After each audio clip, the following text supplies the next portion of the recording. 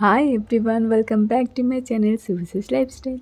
আজকে কাশ্মীর সিরিজের আমার 6 নম্বর দিনের ব্লগ নিয়ে চলে এসেছি। 6 নম্বর দিনে আমরা শ্রীনগর ছেড়ে পেহেলগামে যাব, তাই সব ব্যাগ ট্যাগ প্যাক করে গাড়িতে নেমে গেছি। গাড়িতে চাপবো আর এবারে বেরোবো। সকালেই বেরোবার কথা ছিল, অনেক সকালে, কিন্তু খুবই টায়ার্ড থাকতাম প্রত্যেকটা দিনই জার্নি ছিল। সেই হিসাবে সকালে ওঠাটা একটু কষ্টই হতো, আর বৃষ্টি, সারা রাত ধরে বৃষ্টি। তো কোনো রকম যাই হোক, 6 নম্বর দিনে আমরা বেরিয়ে যাচ্ছি শ্রীনগরের। আজকে আমাদের শেষ দিন। খারাপ লাগছে একটু, অনেক কষ্টে কাশ্মীর আসা। কাশ্মীর আমার স্বপ্ন ছিল, আশাটা যে সাকসেস হলো সেটাই আমার কাছে অনেক। খুব ভালোভাবে ঘুরতে না পারলেও অনেকটাই ঘুরেছি, সেটাও আমার কাছে অনেক। তো 6 নম্বর দিনে পেহেলগামের পথে আমরা যাচ্ছি, বেরিয়ে গেছি রেডি হয়ে। হাই গাইস, আজকে শ্রীনগর আমরা ছেড়ে দিলাম, হোটেল থেকে চেক আউট করে বেরিয়ে গেছি। এখন যাচ্ছি আমরা পেহেলগামের পথে। এখন শ্রীনগরেই আছি। এখন অনেক টাইম লাগবে, 2 ঘন্টা প্রায় লাগবে মনে হচ্ছে। তো রাস্তায় জ্যামও হতে পারে, তাই একটু তাড়াতাড়ি বেরিয়েছি। তাড়াতাড়ি বলতে বলতে একটু দেরি হলোই, 8টার উপরে। তো যাই হোক, এখানে ভালোই লাগলো, অনেকটাই ভালো লাগলো, কিন্তু সময়টা বেশি নেই, সেজন্য এইটুকু টাইমের মধ্যে যতটুকু পারলাম করলাম। এরপর পেহেলগামে দেখি কেমন লাগে, আর ওয়েদার কেমন থাকে সেটার উপর ডিপেন্ড করছে। এখানে আসার পর থেকে তো বৃষ্টিই পাচ্ছি, ইভিনিংয়ে একদিনও ঘুরতে পারিনি।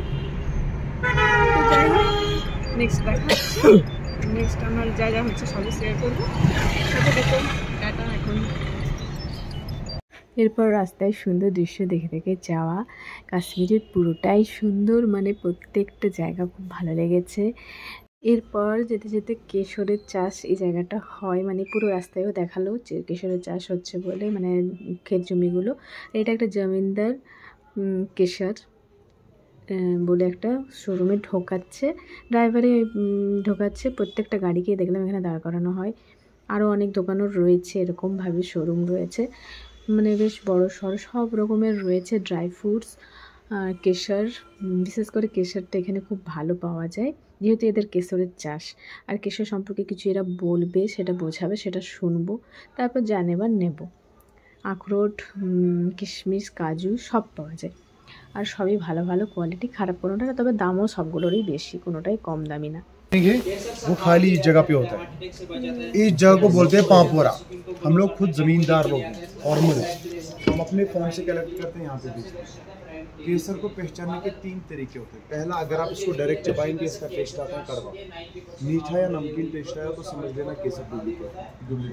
दूसरा, इसको किसी भी लिक्विड में डालो, ये खुद लाल है लेकिन कलर पीला छोड़ता है, और जो पत्ती है ऐसी की ऐसी रहती है, इसका कलर चेंज होता है। तीसरा, जो केसर है ये एक साइड से मोटा होता है, दूसरे साइड से पतला, तो ये भी दोनों साइड से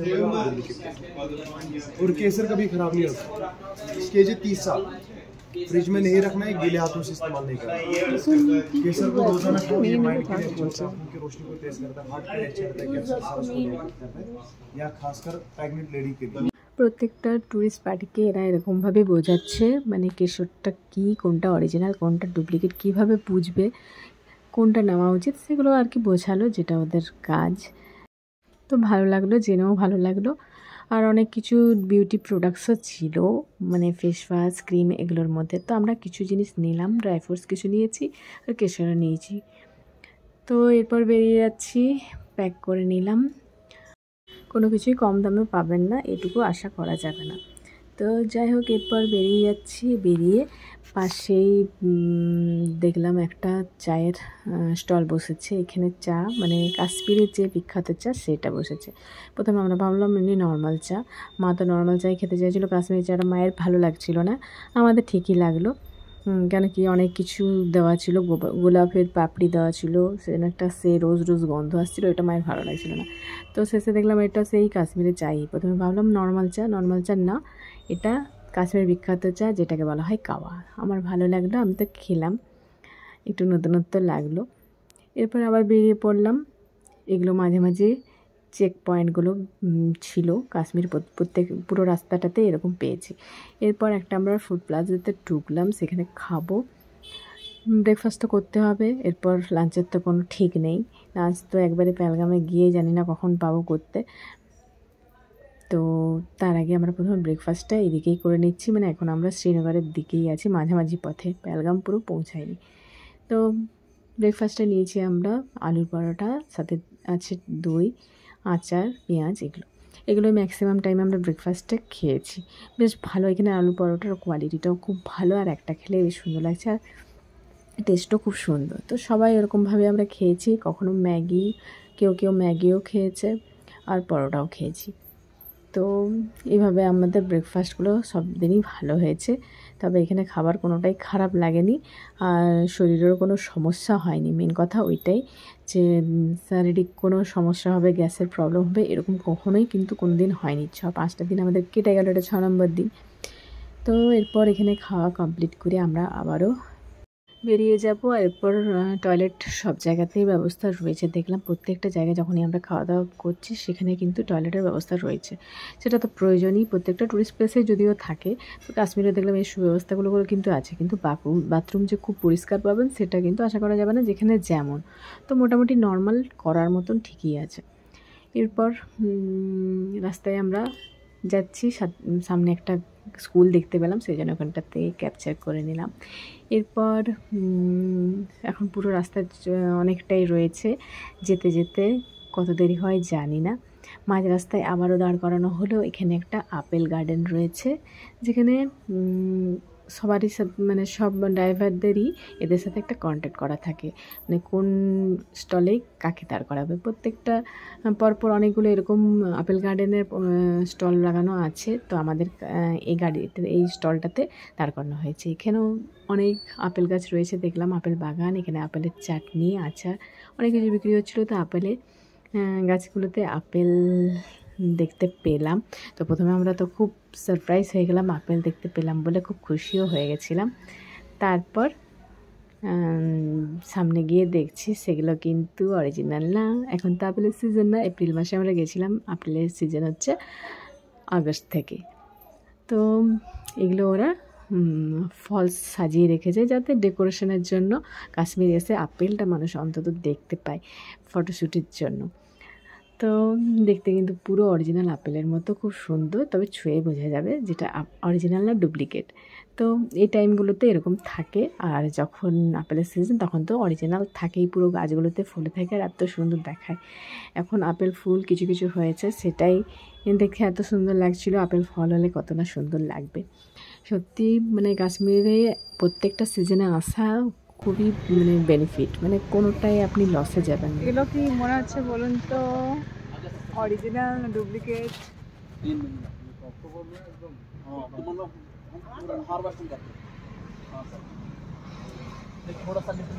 এটা পুরোটাই আপেল গার্ডেন। এগুলো হচ্ছে আপেল গাছ, এখন সিজন নয় যেহেতু, সেজন্য আপেল ধরেনি, এটা অক্টোবরে হবে। তো সবই ডুপ্লিকেট এখানে। এরপর আমরা এখানের আপেলের চাটনি, আচার, অনেক কিছুই রয়েছে দেখলাম। আপেল জুসও খাবো। আপেল জুস তো সব স্টলে আমরা খেয়েছি, যেখানে যেখানে যাবার সময় পেয়েছি। দুধপাত্রিতেও পেয়েছিলাম, গুলমার্গ যাবার পথে পেয়েছিলাম, সব জায়গাতে আপেল গার্ডেন রয়েছে। এখানে যেহেতু আপেল গাছটা বিখ্যাত, এতে দেখুন জ্যাম, জেলি, আচার, চাটনি, অনেক রকমের রয়েছে। সবই এগুলো স্যাম্পল হিসেবে রয়েছে, আপনি নিলে ওরা বের করে দেবে। তো আমরাও কিছু নেব ঠিক করেছি, দেখলাম আগে সব টেস্ট করে করে দেখালো স্যাম্পেলগুলোর থেকে কোনটা নেবে। তো আমার সবথেকে ভালো চাটনিটাই লাগলো, আচারও নেওয়া হয়েছে।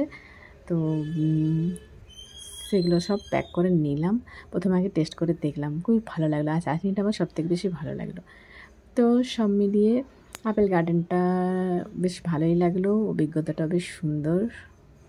আর এরপর জুসটা খাবো, জুস কীভাবে বানাচ্ছে সেটা দেখছিলাম।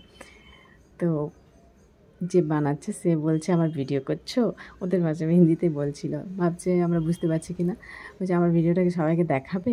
না অবশ্যই, এটা আমরা ব্লগ করছি সবাইকে দেখাবার জন্যই, মানে সবার কাছে শেয়ার করার জন্যই, আপনারাই ফেমাস হবেন।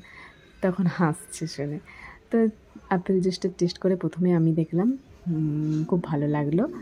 সত্যি একটু অন্যরকম লাগলো। এরকম রেডিমেড যে জুসগুলো কিনতে পাওয়া যায় রিয়েলের, সেগুলো কিন্তু অত ভালো লাগে না, আমি খেয়ে দেখেছি। কিন্তু এটা একদম অরিজিনাল আপেলের স্বাদ পেলাম, খুব ভালো লাগলো। আর সত্যি সামনে বানিয়েও দিল।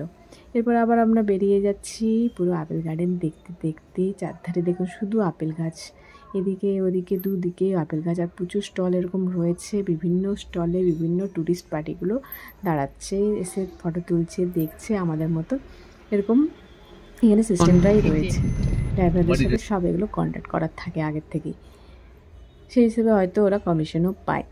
তো যাই হোক, এটা খারাপ না, আমাদের তো ঘোরাই কাজ। ট্যুরিস্ট মানে আমরা ঘুরতে এসেছি, এখানে সব কিছু জানতে এসেছি, এনজয় নিতে এসেছি, উপভোগ করতে এসেছি, তো সেটা করে যাচ্ছি, আমাদের তাতে কোনো সমস্যা নেই। দেখুন কত সুন্দর দৃশ্য। এরপর পেহেলগাম এর কাছাকাছি মোটামুটি পৌঁছেছি, আর এই নদী একটা পেয়েছি। এই নদী পুরো পেহেলগাম পর্যন্ত আমাদের সাথে সাথেই থাকবে, যারা বললো আর কি ড্রাইভার। আর খুব সুন্দর পেহেলগাম নাকি, খুব সুন্দর। আমাদের একটু ভুল হলো, একটু সময় নিয়ে পেহেলগামে একটু বেশি দিন কাটালে ভালো হতো, কিন্তু জানি না কীভাবে কী হবে, একদিনের মধ্যে ঘোরাটা কীরকম হবে। একদিকে রাস্তা, আমাদের মেন যে রাস্তায় আমরা এসেছিলাম সেটা ধস পড়ে নষ্ট হয়ে গেছে, সেই জন্য ওই রাস্তায় যাওয়া যাবে না। একটা বিকল্প রাস্তা রয়েছে, সেটা খুব ডেঞ্জার, সেই জন্য আমাদের একটা দিন কমই করা হয়েছে, নাহলে আমাদের পেহেলগামে আরও 2 দিন থাকা হতো। তো যাই হোক, পেহেলগামে পৌঁছে প্রথমেই আমরা এই নদী পেরিয়ে আরু ভ্যালি ঢুকে গেছি। আরু ভ্যালিটা এরকম নদীর ধারে, খুব সুন্দর, পাহাড় পর্বত ঘেরা, আর নদীর জল খুব সুন্দর বয়ে যাচ্ছে, জলের আওয়াজ এত সুন্দর লাগছিল, পরিবেশটা খুব ভালো লাগছিল। অনেকক্ষণ এখানে আমরা বসলাম, আমরা সবাই মিলে ফটো তুললাম, আমি কয়েকটা রিলও করে নিলাম, বেশ ভালো লাগছিল। মনে হচ্ছিল একটু মাঝে যাই, কিন্তু মা তো বকছিল এই জলের টাইমে মাঝে যেতে মানা করছে, কখন জল বেড়ে যাবে না কি হবে, ভয় পাচ্ছিল আর কি, যেটা হয় মারা যেটা করে, তো সেই জন্য মাঝে আর যায়নি। এরপর 3টা পয়েন্ট আমরা একবারে ঘুরবো, মানে লাঞ্চ না করে ডাইরেক্ট আমরা ঘুরছি। এখন আমাদের প্রায় 3টে এরকম বেজে গেছে। তো প্রথমে আরু ভ্যালি ঘোরালো, এরপর আমাদের 3টে পয়েন্ট ঘোরার কথা, বেতাব ভ্যালি আর চন্দনবাড়ি। কিন্তু ওয়েদারের অবস্থা খুব খারাপ, সেই জন্য সেরকমভাবে ঘোরা আর হচ্ছে না। এখানে কিছু স্টলও বসা আছে, ছোটো ছোটো শোপিস পাওয়া যাচ্ছে, তারপর ম্যাগি স্টল দোকান রয়েছে। তো ওখান থেকে আমরা ম্যাগি খেলাম, আমি, মা, দুজনে, দাদারাও। আর চা তো রয়েছে, চা সবাই খাচ্ছে, মানে ঠান্ডা এলাকায় চা খাওয়ার আনন্দটা একটা আলাদা, আর ম্যাগি খাওয়ার আনন্দটা একটা আলাদা। এখানে ম্যাগিগুলো সত্যি খুব টেস্টি, আর এখানে মানে আলাদাই লাগছিল এই পরিবেশে ম্যাগি বসে খাওয়া, মানে কি বলবো, এই যে অনুভূতি সেটা আমি বলে প্রকাশ করতে পারছি না, যতটা ভালো লাগছিল। তো আরু ভ্যালিতে বেশ অনেকটা সময় আমরা কাটালাম, আর ওয়েদারটা সে সময় মোটামুটি একটু ঠিক ছিল, মেঘলা মেঘলাই আছে, কিন্তু মেঘ কিন্তু ভালোই রয়েছে, এবার যে কোনো টাইমে বৃষ্টি আবার হবে। এবার চা খেয়ে নিচ্ছি, চা খেয়ে আবার বেরিয়ে পড়বো।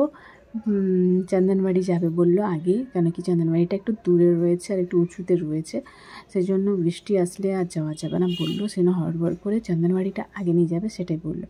এরপর আমরা এই নদীটার পাশ দিয়ে বেরিয়ে চলে যাচ্ছি, এরপর গাড়িতে চেপে যাব। দেখুন ভিউটা কত সুন্দর, পাহাড়ের উপর থেকে যেমন নদীটা বয়ে আসছে, আর এখানে যে গাছগুলো, শুকনো শুকনো গাছগুলো, এটা একটা যেন আলাদাই সৌন্দর্য মানে বিলীন করছে আর কি, যেটা বলবো বাংলা ভাষায় আমি প্রকাশ করতে পারছি না, এত সুন্দর লাগছে। বেতাব ভ্যালিতে এই গাছগুলো রয়েছে। আমি তো পুরো কাশ্মীরের সব জায়গাগুলো ভালোভাবে দেখে তারপরেই আসছি, মানে ভিডিওতে অনেক দিন ধরে দেখছি, তবেই আমার কাশ্মীর আসার ইচ্ছাটা হয়েছে। কাশ্মীরে এই যে পেছনে আমার গাছটা দেখছেন, এরকম গাছগুলো অনেক বেশি রয়েছে এই স্পটগুলোতে, আরু ভ্যালি, বেতাব ভ্যালি, এগুলোতে এই গাছগুলো বেশি পাবেন। তো যাই হোক, বেতাব ভ্যালিতে আমাদের দাঁড়ালো না, বেতাব ভ্যালিটাও আমাদের পয়েন্টের মধ্যে ছিল, কিন্তু ড্রাইভার চালাকি করে এটাই বললো যে বৃষ্টি আসছে, দেখুন দেরি হয়ে যাবে, আগে চন্দনবাড়ি যাবো, নাহলে বেতাব ভ্যালিটা যদি আগে নিচেই ছিল, ওটা যদি ঢুকে যেতাম আমাদের ঘোরা হয়ে যেত। তো বেতাব ভ্যালি এই যে পেরিয়ে যাচ্ছি, এই পাশাপাশি বেতাব ভ্যালি ছিল, তো বেতাব ভ্যালি তো হলো না, ওপর থেকে বেতাব ভ্যালিটা দেখিয়ে দিবে সেটাই বললো। পাশে দেখুন কী সুন্দর ঘোড়াগুলো যাচ্ছে, আর ঘোড়ায় করে করে আরও উপরে উপরে যাওয়া যায়, কিন্তু ওয়েদারের জন্য কোনোটাই আর হয়ে উঠছে না। আর একদিন হাতের টাইম থাকলে অনেকটাই ঘোরা বা জায়গাগুলো কভার করা যায়। পাশে পাশে দেখুন এই বড়গুলোর জল, নেমে নেমে এসে মাঝে মাঝে বরফ জমে আছে। এই দৃশ্যটা পুরোটাই আমরা পেয়েছি। এরপর আমরা পৌঁছে গেছি চন্দনবাড়ি। চন্দনবাড়ির এই যে স্পটটা দেখছেন, এখানটা হচ্ছে অমরনাথ যাত্রা যেটা হয় এই সিজনে যেটা হচ্ছে, তো সেটার যাত্রা এখান থেকেই শুরু হয়। এখানে এই যে লোহার এগুলো করা আছে, এখানেই সিস্টেম করে সবাই যাত্রা শুরু করে। এখানে দাঁড়িয়ে আমরা কয়েকটা রিলস করে এলাম, 2-3টা করলাম 3 ভাই বোন মিলে, আর সিঙ্গেল তো আমি করেইছি। জায়গাটা বেশ ভালো লাগছিল, একটু ফাঁকাও ছিল, করার মতন পজিশনটা ছিল, পেছনের ব্যাকগ্রাউন্ডটাও খুব ভালো ছিল। তো সেই হিসাবে একটু করে নিলাম। আর আমাদের ক্যামেরাম্যান আমার মা ছিল, কিছু করার নেই, আর ড্রাইভারও ছিল, কিছু কিছু ভিডিও ড্রাইভার করে দিয়েছে। এরপর নিচের দিকে নামার পথে দেখুন বেতাব ভ্যালি। এটা হচ্ছে বেতাব ভ্যালি। এটা অনেকটা এলাকা জুড়ে। বেতাব ভ্যালিতে নামলে বলছে কভার করতে পারবেন না, প্রচুর বৃষ্টি আসছে, বৃষ্টি শুরু হয়ে যাবে, সেই জন্য উপর থেকে আমাদেরকে বেতাব ভ্যালিটা দেখিয়ে দিল। এরপর আমরা চন্দনবাড়িতে কয়েকটা এই রিলগুলো করে নিলাম। বুঝতে পারলাম যে আর বেশি ঘোরা যাবে না, আর সময় অনেকটা হয়ে এসছে। এরপর আমাদের এখনও লাঞ্চও হয়নি, পেটে পর্যন্ত খিদে, তার মধ্যেই আমরা ঘোরাটা কমপ্লিট করছি। আর খেয়ে নিয়ে যদি ঘুরতাম ভালো হতো, কিন্তু ওয়েদারের জন্য সেটাও হলো না। সব মিলিয়ে জায়গাটা বেশ ভালো লাগলো। আর এখানে আর নেক্সট কবে আসা হবে জানি না, সেই জন্য মনটা খুবই খারাপ লাগছে। লাস্ট দিন কাশ্মীরে, এরপর বাড়ির দিকে যেতে হবে। তো যাই হোক, এখানেই আমরা অনেকক্ষণ দাঁড়ালাম। আর একটু উপরেও যাওয়া যেত, কিন্তু ড্রাইভার বলে আর যাওয়া যাবে না, ওয়েদার খারাপের জন্য রাস্তার প্রবলেম হতে পারে, সেই হিসেবে। তো পেহেলগামের প্রত্যেকটা জায়গায় বেশ সুন্দর, প্রকৃতিটা আরও বেশি বোঝা যায় পেহেলগামে। এর আগে আমি আসিনি, ফার্স্টবার কাশ্মীর আসা, আর পেহেলগামও ফার্স্টবার আসা। তো পেহেলগামটা একটু আলাদা করে সময় নিয়ে আসলে বেশ ভালো লাগবে। পেহেলগামটা ঘোরার জন্য 2-3 দিন হাতে টাইম থাকলে খুব ভালো। অনেকগুলো পয়েন্ট রয়েছে সেগুলো ঘোরার জন্য। তো মেন পয়েন্ট হচ্ছে এই 3টে, বেতাব ভ্যালি, আরু ভ্যালি, আর হচ্ছে চন্দনবাড়ি। আর সবথেকে ফেমাস মিনি সুইজারল্যান্ড, আমাদের সকলের প্রিয় প্রেসিডেন্ট ভ্যালি, যেটা আমাদের পরের দিন প্ল্যান ছিল, কিন্তু হলো না। বেটার লাক নেক্সট টাইম, দেখা যাক, যদি সুযোগ হয়, ঈশ্বরের ইচ্ছা হয় আবারও আসবো, এটা তো ঠিক করেছি। তবে মা বাবাকে নিয়ে আসার ইচ্ছা ছিল, সেই জন্য এবারে নিয়ে এসে। দেখুন এই যে বেতাব ভ্যালি, দেখুন পেরিয়ে যাচ্ছি, নিচটা হচ্ছে বেতাব ভ্যালি। এই গাছগুলো পুরোটাই বেতাব ভ্যালিতে রয়েছে। তো বেতাব ভ্যালি আর দাঁড়ানো যাবে না বললো। এরপর আমরা হোটেলের দিকে যাচ্ছি, লাঞ্চ করব, তারপরে হোটেলে গিয়ে রেস্ট করবো। তো সন্ধ্যাবেলা একটু পেহেলগাম মার্কেটে বেরোবো। সন্ধ্যাবেলায় পেহেলগাম মার্কেটটা কীরকম কী লাগে সেটা নেক্সট ব্লগে দেখাবার চেষ্টা করবো। আর রিটার্ন ব্লগটাও থাকবে মোটামুটি শেষের দিকে আমার কাশ্মীর সিরিজের ব্লগের মধ্যে। নেক্সট আরও আমার অনেক ট্যুর ব্লগ রয়েছে, লাইফস্টাইল ভিডিও তো রয়েছে। তো সব মিলিয়ে আমার ব্লগ বা ভিডিও কেমন লাগলো অবশ্যই কমেন্টসে জানিও। ভালো লাগলে লাইক, সাবস্ক্রাইব, চ্যানেলটা অবশ্যই করে যেও। আমার কাশ্মীরের ব্লগ শেষ হলেও নেক্সট আরও অন্য ট্যুর ব্লগ রয়েছে। তাছাড়া আমার পুরুলিয়াতে থাকি, পুরুলিয়ার ব্লগ তো রয়েছে। আর লাইফস্টাইল ব্লগ তো ডেলি করি, যতটা পারি। লং ভিডিও কম হয়। তো আমার ভিডিওগুলো ভালো লাগলে অবশ্যই বেল আইকনে প্রেস করে দিও, তাহলে নেক্সট ভিডিওগুলো আপনার অটোমেটিক নোটিফিকেশান চলে আসবে। তাহলে আজকের ভিডিও আর অত বড় করছি না, অতক্ষণ আমার সাথে থাকার জন্য অনেক ধন্যবাদ সকলকে। Take care all, bye and tata.